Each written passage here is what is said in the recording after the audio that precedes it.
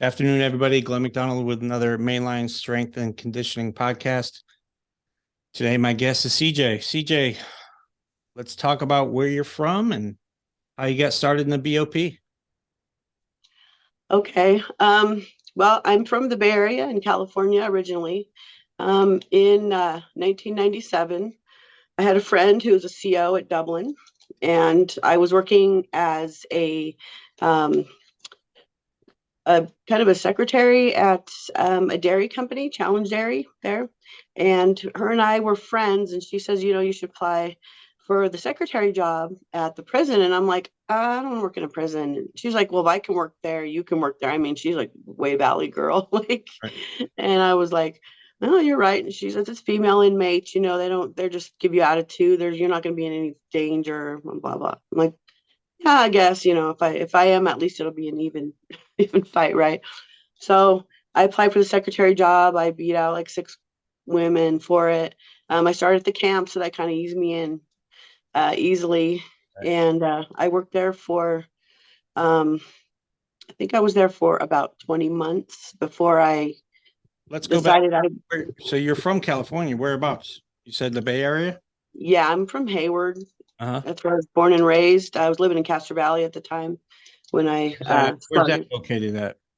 Where's that? It's it's about 10, 20 miles east of Oakland. Okay. Hayward south of Oakland, but Dublin's out east. Mhm. Yeah. Would you, So I was, how was high school and everything for you? I mean, because California's a totally different animal as far as I'm concerned. I'm from the uh, East Coast, so I mean, you're I've from been where? East Coast. I was from grew up in Connecticut. Gotcha.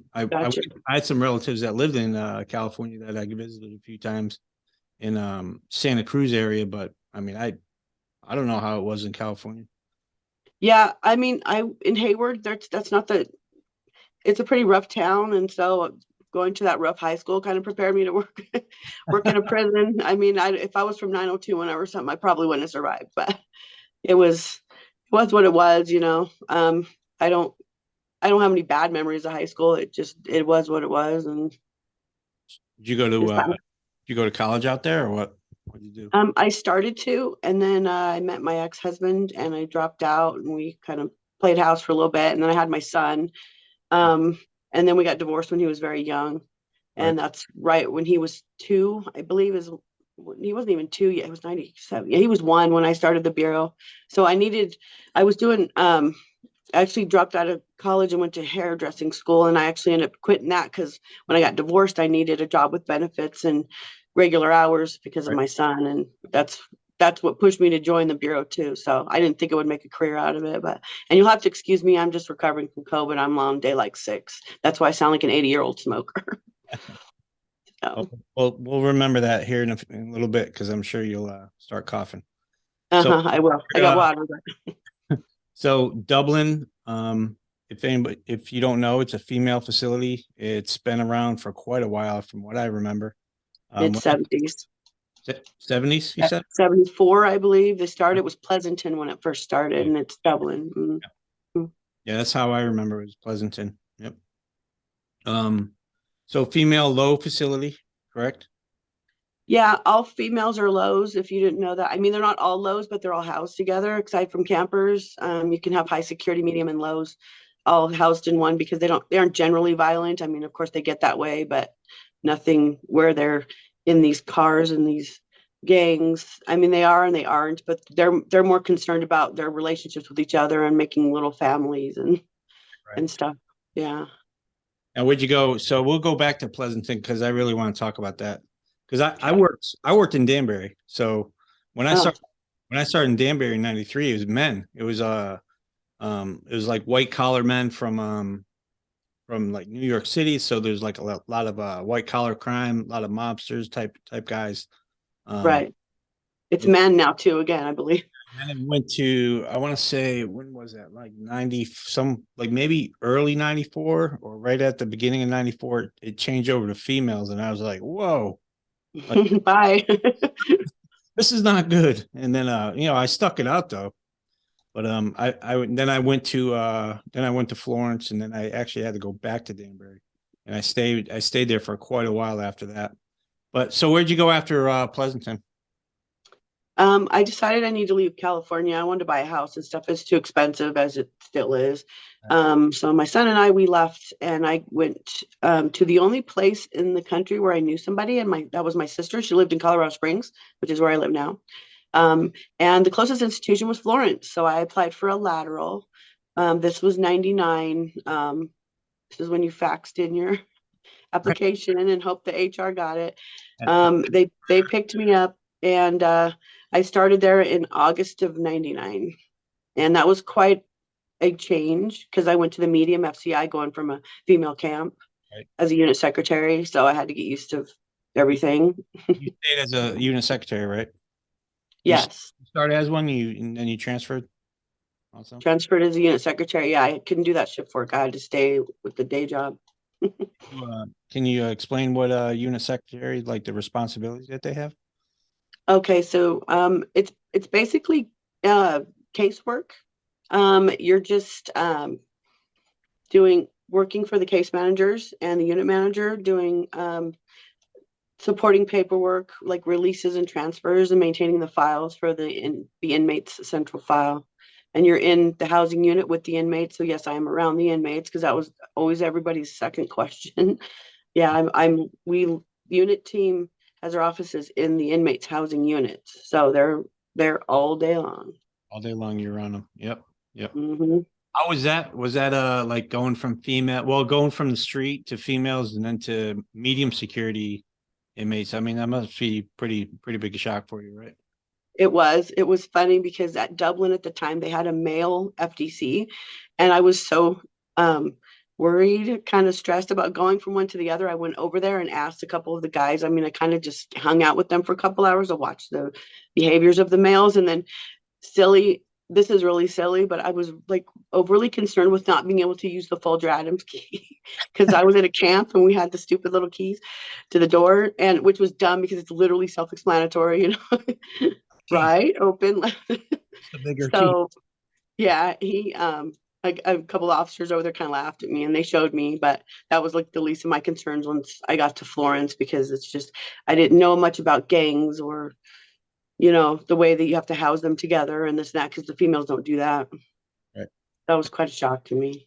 Now, as far as what I remember from unit secretaries I dealt with, I mean, you guys have a lot of responsibilities, even helping the case managers and counselors and the unit managers, even not so much classifying, but even putting them in where they're supposed to go. Because I mean, you kind of know the lay of the unit as far as being a unit secretary, and you hear a lot of information from the head orderly or whatever you want to call him. The orderly's always telling the unit secretary stuff, from what I remember.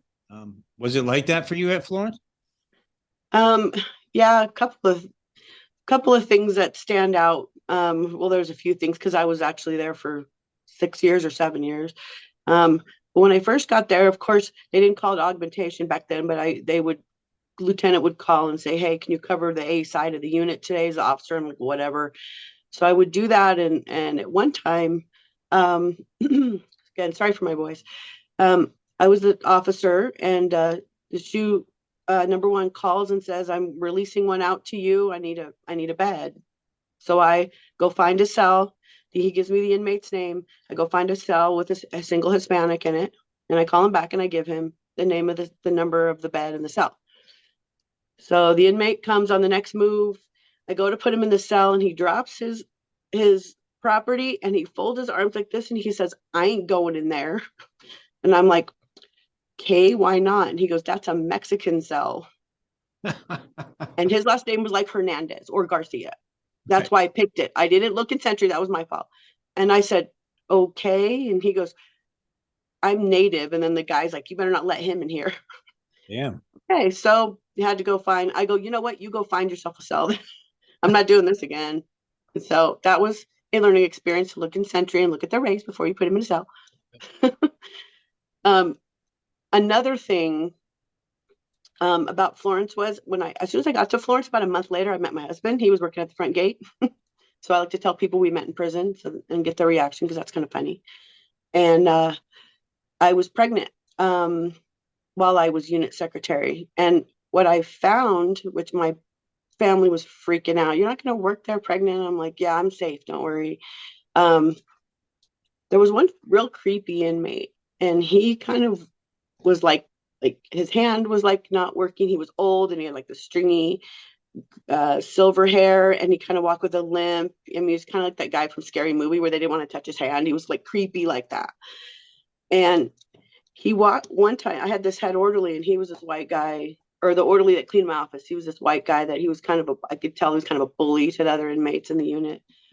And this creepy guy walked by me one time when I was leaving the unit, and he's like, "Miss Pinard, are you pregnant?" And I'm like, what I want to say, what did it look like, dude? Like, and he's like, "I love pregnant women. I think they're so sexy." And I was like, if don't you ever fucking talk to me like that? Can we swear on here? I don't know. Yeah. I was like, don't talk to me like that. I'm like, get away from me. Don't even look at me again. Like, that's totally inappropriate. And so later on that afternoon, my orderly came in to clean, and he didn't look at me. He's just sweeping the floor, and he's like, "Miss Pinard, that inmate's not gonna bother you again." I bet. So You took and it was interesting because at the time my husband worked in rec, and the inmates who worked in rec loved the rec guys in there because they took care of them. They got the power bars and stuff. And one of the guys from, I think it was the Vice Lords, he's like, "We see your lady's pregnant. Don't worry about her. We got her covered." So I come home. I go, "Hey, Mom, guess what? The gang members are watching out for me. Aren't you happy?" they're protecting me. They're protecting me. And you know what? Honestly, I've never felt safer. Like, I mean, it's unless you're a real creep. I kind of think it's in a man's natural kind of um, in their nature to protect women, whether they didn't know they're doing it or not. And so I didn't really think I'd walk in the unit and get jumped, and get beat up without somebody trying to help. Yeah, like you said, unless the creepers start coming out, and there's plenty of them, and you already kind Oh of know. yeah. Oh So yeah. We had plenty of yeah. those creep sex offenders and everything else. You could just tell, especially women, we can tell, we get the ooze, like we just know. So you did. So what in Florence? What kind of things did you see there? Because I know my time in Florence was very short. I didn't at the ADX and really didn't see too much. I mean, it's just a big giant shoe, really. It That's really is. It really is. Everyone thinks that's the biggest, baddest place to work. But I mean, if you really want action, you actually should go to the USP because that's where you're gonna yeah. see everything. The FCI had its amount too. I mean, just the constant, running to body alarms and things like that I hadn't been used to working at the camp. Right. Um, uh, just having to stand up for your own. I mean, one guy came in and was asking for the case manager, and he seemed really angry, and I was like, "What do you want?" And he's like, "I need to see the case manager." I'm like, "Well, I already told you she's not here." And he goes, "But I have to talk to her. Like, I need to talk to her." And I'm like, "Do you want me to make her appear out of thin air? Like, she's not here." And he balled his fist up at me.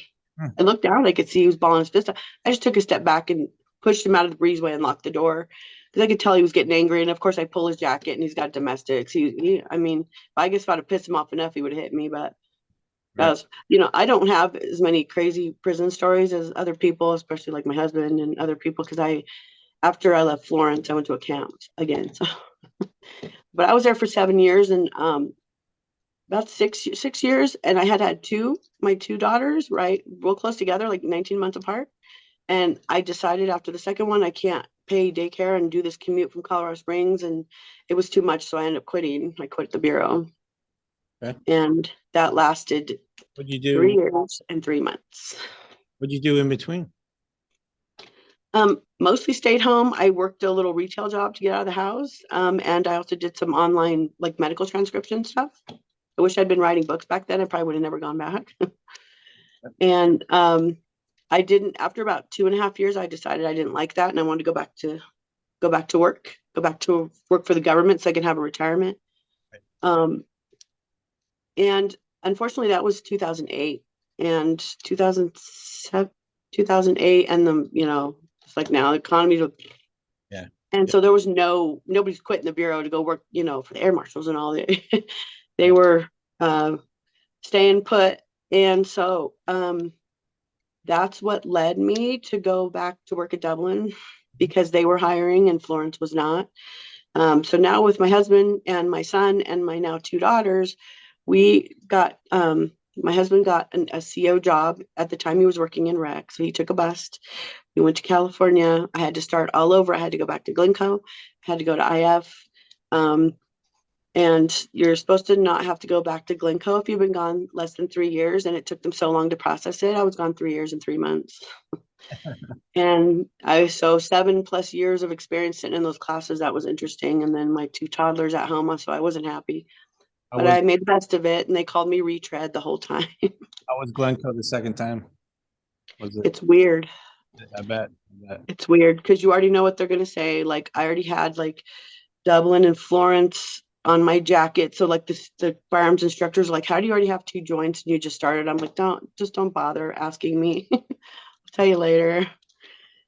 So yeah, it was interesting, but I was glad to be done with it. And I shot a lot better than I did the first time, which the first time I was terrified of and didn't know how to handle a gun at all. Second time was a breeze. So that helped.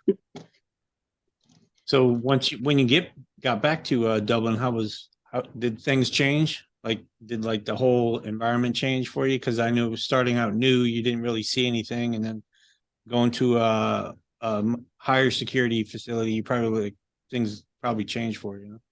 Yeah, well, it went from Florence medium, and then what they did when I got hired back on is they put me as the chapel secretary, and I was not happy about that at all. Yeah.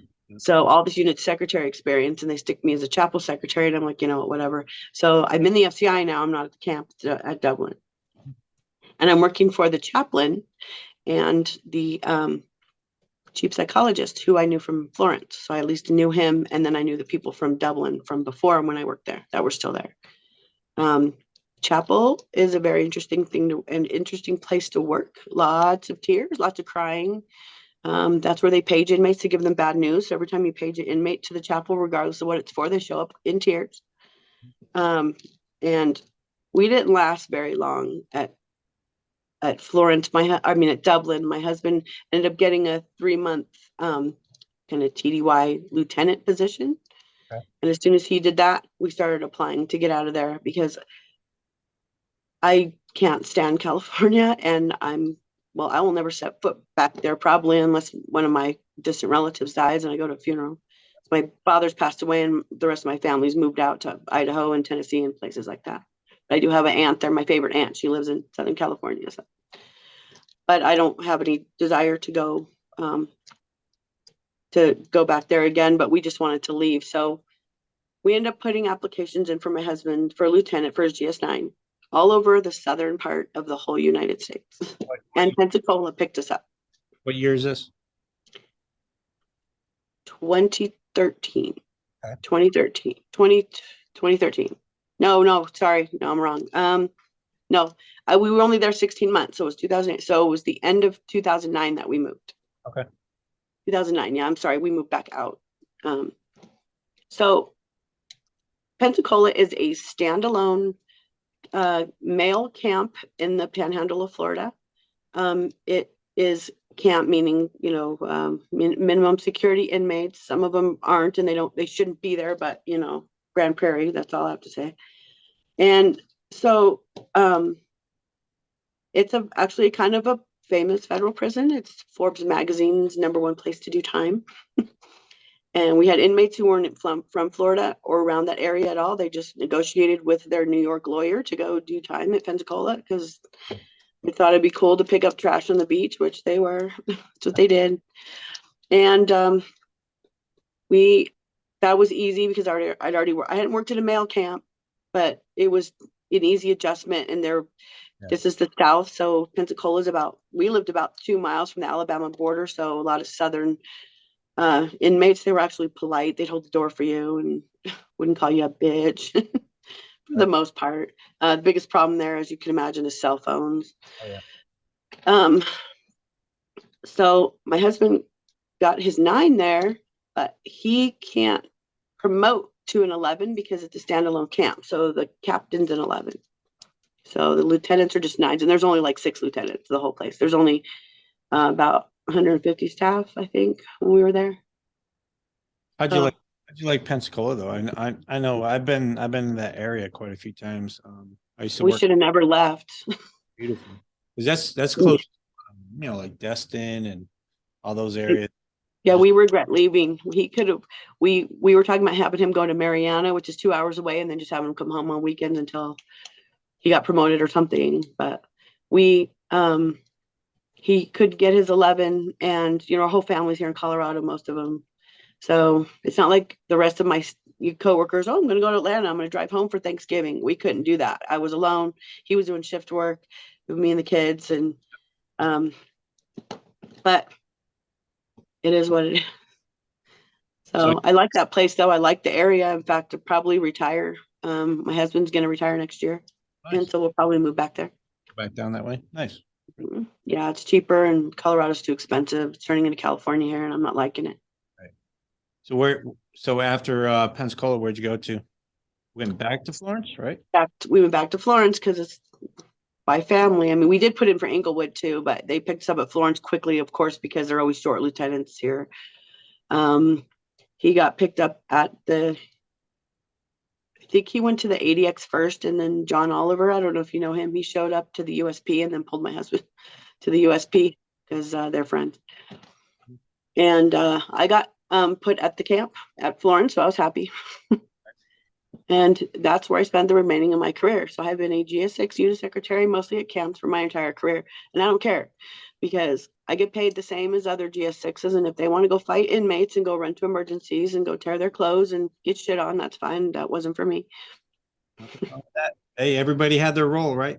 You had to. Everybody has their role. And trust me, what I didn't do in physical, I made up in mental, especially the last 2 years of my career, which was absolute shit because of COVID. COVID ruined the last 2 years of my career. True.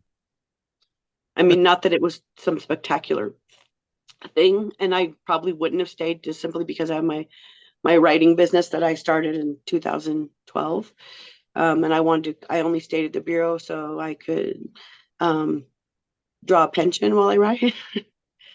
Right. It is what it is. I mean, I was the last 2 years. I mean, there's first step back. There's COVID releases. I mean, there's locking inmates, moving them, doing all kinds of CO stuff, having to go up and feed them twice a day because there's no COs at the camp. That's just unit team had to do it all. And then I didn't even get a flag ceremony because they said that we were code red and we all couldn't stand outside while we did a flag ceremony. But I'm not bitter about that at all. I don't. So why do you say it like I know my experience with the COVID, and at the time I was the captain and I was like, man, this is horrible. This sucks. It was Because rough. they didn't manage it correctly. Yeah. And in their defense, I mean, nobody knew that these vaccines don't work and all this stuff that they were making these inmates sit in quarantine for 3 weeks before they left for 21 days. Mm-hmm. And then they turn right back around and come back for another, sit in the quarantine for another 3 weeks. And so when you're trying to plan a release, you have to plan when they're going to get there, but you have to tack on the 3 weeks of their quarantine first. So when you're putting an inmate in to go to a halfway house on September 13th, you have to, me as the unit secretary, to do the paperwork, I have to think, okay, when's he going? And then I have to have him signed before he goes across the street to the quarantine. Which was at what, the FCI?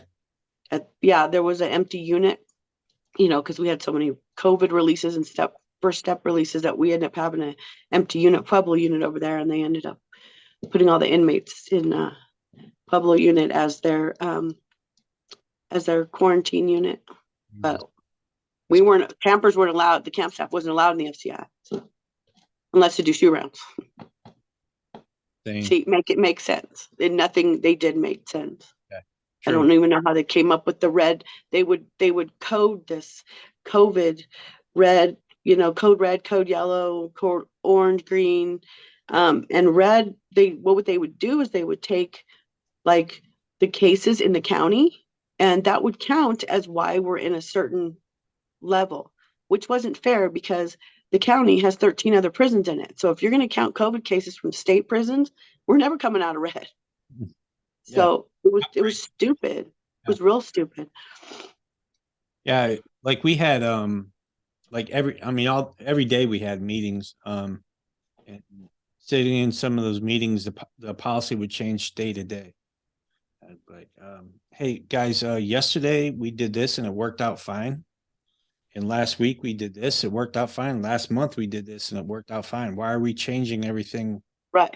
All we're doing is just resetting everybody again, and then we go back, and then another wave would come through, and then be like, "Hey, why are we moving all these inmates? Why are we moving anybody right now?" And Right. just And they'd go to quarantine and get COVID.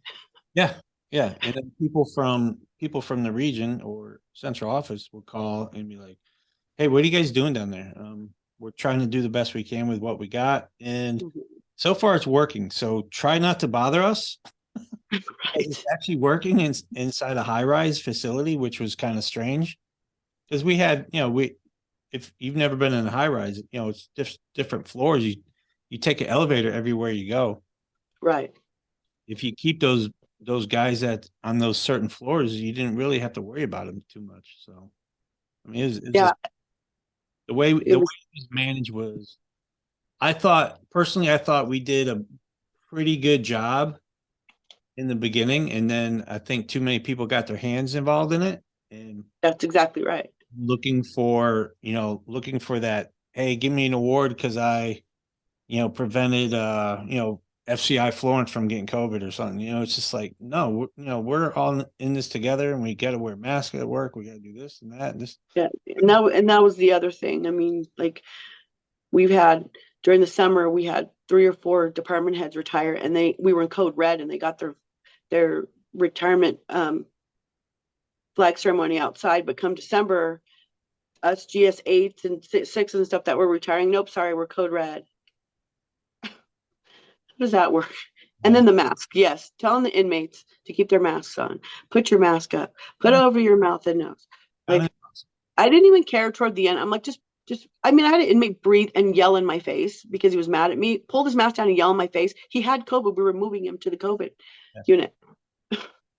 And I'm like, We had to fight a few inmates because we um actually when I got COVID the first time, they sent me home for like it was I think I was gone for 10 or 12 days. And while I was gone, I mean not to try to sound like I'm tooting my own horn, but we had a pretty good setup as far as where we were going to put the inmates that were positive or suspect or whatever the hell the word was back then. And the last place I wanted to put them was shoe, right? And while I was gone, and their genius ideas are like, hey, we're gonna put them in shoe. I'm like, why didn't you call me? Like, why are we? No, we don't do that. And right. yeah, I mean, I thought we did a good job, but then sometimes, just like, what the hell are you guys doing? What are you even thinking? And then, like I said, somebody would call from central office or the region, and they'd put their 2 cents in, and they thought they were, you know, smarter than everybody else, and then it just go straight to shit like overnight, like that.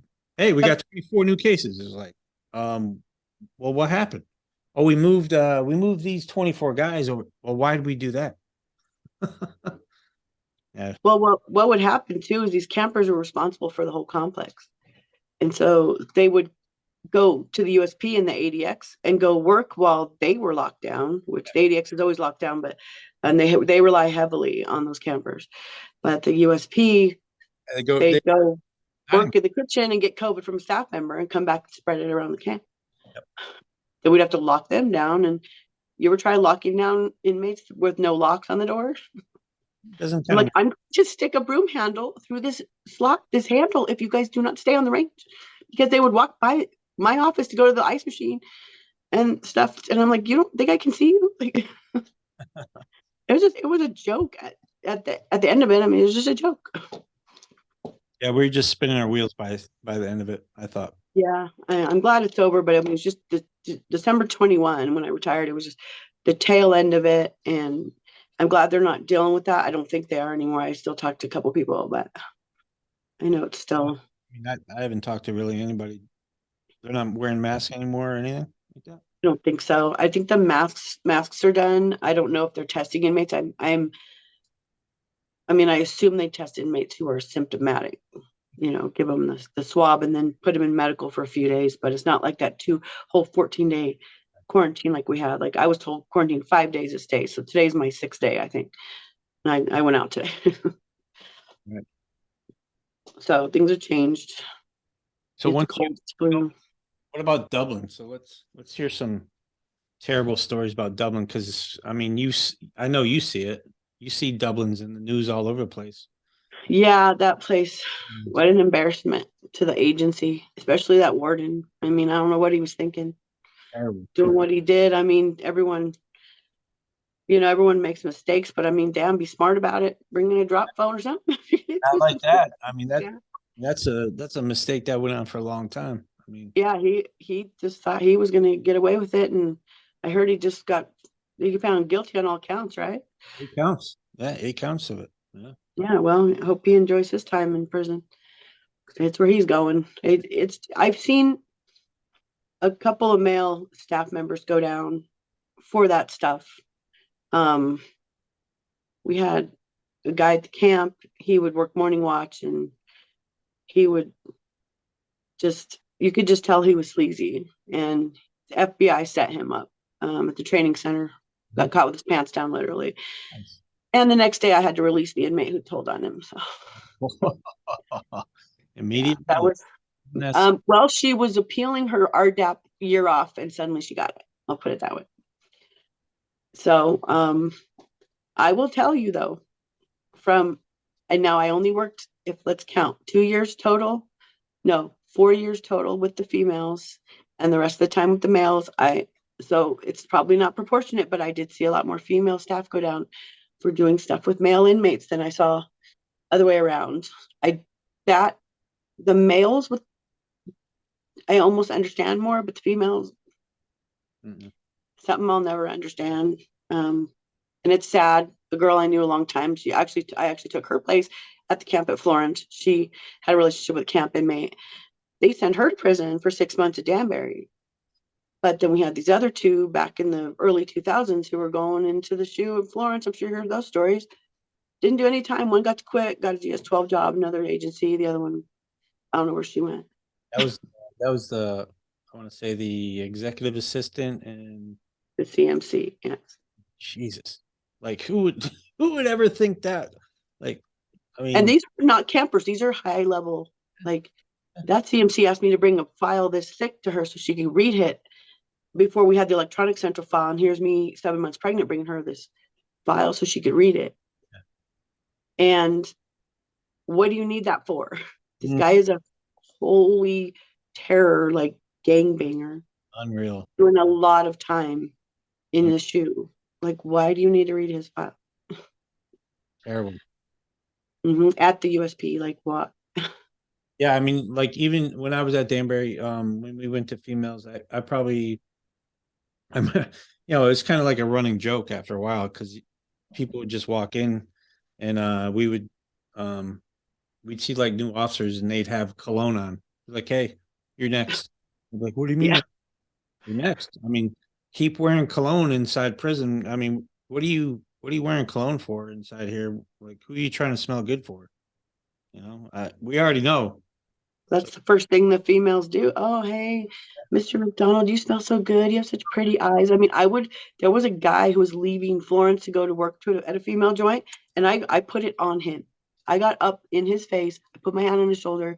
I was like, oh, Mr. So-and-so, you smell so good. You have such pretty blue eyes. And he got so uncomfortable. I'm like, now imagine it's an inmate doing that to you because they're going to. And what males none it was can happen. I think we counted oh geez, I think we counted one night. It was like over 75. I know it was over 75 that got walked out.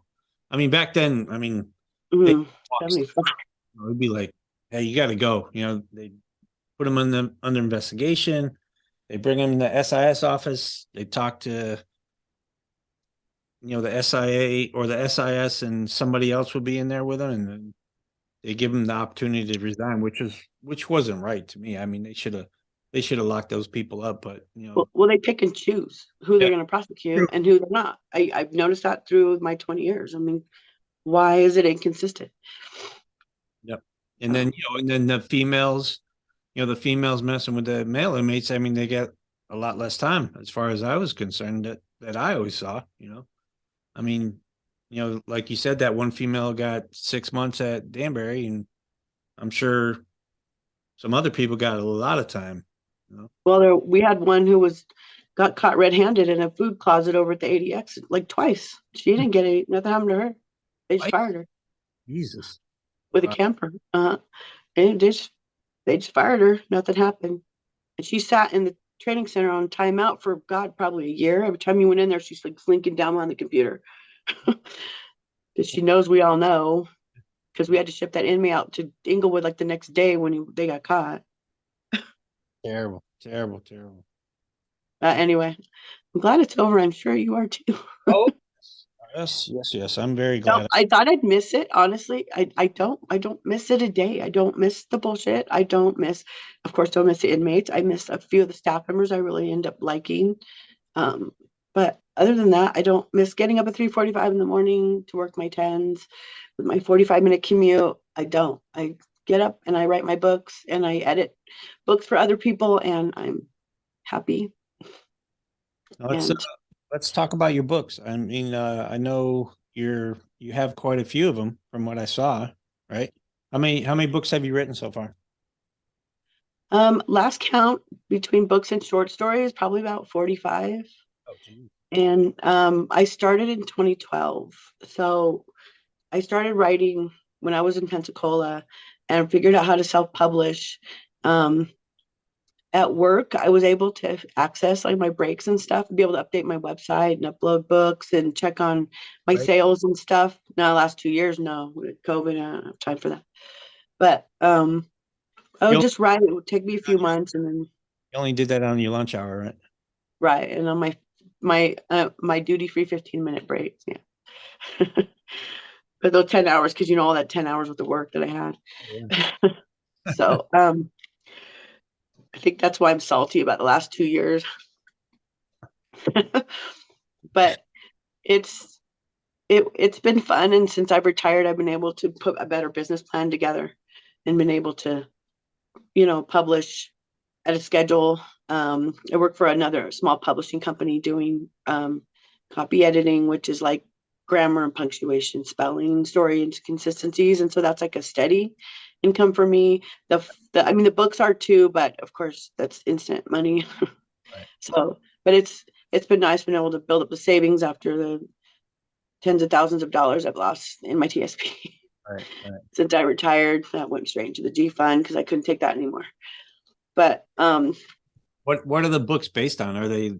I mean, are so they I do fiction. It's fiction romance. Like I don't do it's some of it's fantasy, some of it's paranormal, some of it's contemporary. I just started a pen name for like contemporary, like billionaire romance. So I'm working on book 2 of this, but I have other things like werewolf romance Oh, interesting. and vampire romance. This is about a motorcycle club in New Orleans or vampires. That's awesome. Yeah, that's the stuff I like to read. That's the stuff I like to write about. I do like the contemporary romance. That's just this guy's a billionaire. He and his brother and his cousin own a brewing company in Denver here, and so each of them will find a wife, a female love interest. So I had to research a lot of how to make beer. So like for like a week, my whole Facebook feed was like breweries and homebrew kits. Right. Google's a stalker, but um, I think 6 different book series. They're all romance. I have thought about doing some like thrillers. My husband's pretty good with plots and things like that. He can't write, but he's always we're watching a movie and he's like, he did it. I'm like, no, he didn't. He's like, yeah, that guy did it. I'm like, no, there's no way he did it. Yeah, he's always right. So I'm like, I'm gonna make you help me write a book, and we're gonna write the ending, and then you're gonna help me write it from the beginning. So that's how you're supposed to write mysteries. You're supposed to write the ending first, apparently, or know the ending. Sometimes I don't know the ending of my own books. How long does it take you to write like one of those like that book you just held up? How long does that usually take you? Um, It depends. I keep notes. So the quickest I've ever written a book is 10 days. Now that's not 10 days consistently, that's 10 days of writing. And that actually only took me about a month, but it was 10 days of writing. My first book took me My first book took me 6 months, and that's only because I got writer's block halfway through and I closed a document and I got mad and I didn't open it back up until I was sitting in church Mhm. and was bored and the plot came to me. And so I came home that day and finished it within a week. That's great. That's Yeah, great. writer's block's a bitch and you just have to learn to work through it. I've learned to not get mad and close the document. I've learned to do other things with creative part of my brain Uh-huh. that will help unlock that. So, and sometimes it doesn't work either. Sometimes you just have to give it a rest. Interesting that you went from, a unit secretary working in the bureau and then to a I mean, from what it seems, a pretty successful novelist. I mean, 45 books, that's pretty good. Yeah, That's I try. The reason I never put in for any, I shouldn't say I never put in. I put in for a few jobs in the bureau, like HR, SIS, didn't get them. And then after, at the last, I don't know, 5 or 6 years, I just stopped applying because I thought by the time I retire, I'm going to have to be a year in this GS and a year in this GS, and then I need the high three, and I'm like, forget it. I'm done. I just want to finish this up and draw my pension. So, I mean, my pension pays my mortgage payment. I mean, almost down to like within $20. So, and actually, we're getting a raise, so I'm going to be getting more. We're getting a 7% raise, so that's nice. Mhm. So that worked out for me, and then they can pay me to sit home and write all the books I want. Great. That's good. Well, to close it out, do you have any advice for like any of the, I know some personally know some of the people that listen to this podcast, that are kind of newer in the bureau. Do you have any advice after your 20 years of being successful? I did forget to mention I was a recruiter for the last 5 years. Oh, okay. Nice. And so, yes, I do have some advice. And my advice is to stick it out. And I know that's easy for me to say because I'm not getting stuck on doubles 2, 3 times a week. I do understand the shift work because I'm married to it for the last 21 years. Um, I understand mandates. I have friends. There's actually a little Facebook group for us wives. If you have a wife who wants to join for support, I can put that link somewhere. Um, us older moms or wives, we give advice to the younger ones who are like, I never see my husband or he never helps out and he's always exhausted. And we just have to, stay hanging there until they can get that shift. I mean, especially if you're very new and you're getting that every different quarter post and days off and you got little kids and you're trying to get your custody worked out. I know it's hard. It really is, but I would say hang in there because as long as you meet that 20 years or on that age 50, I know it's hard to see through the forest through the trees when you're 25, 26 years old and you just want to drive a nice car and feed your family and you don't care about retirement, but it's worth it. It's worth it. It's not going to sorry, I have to get off here in a minute.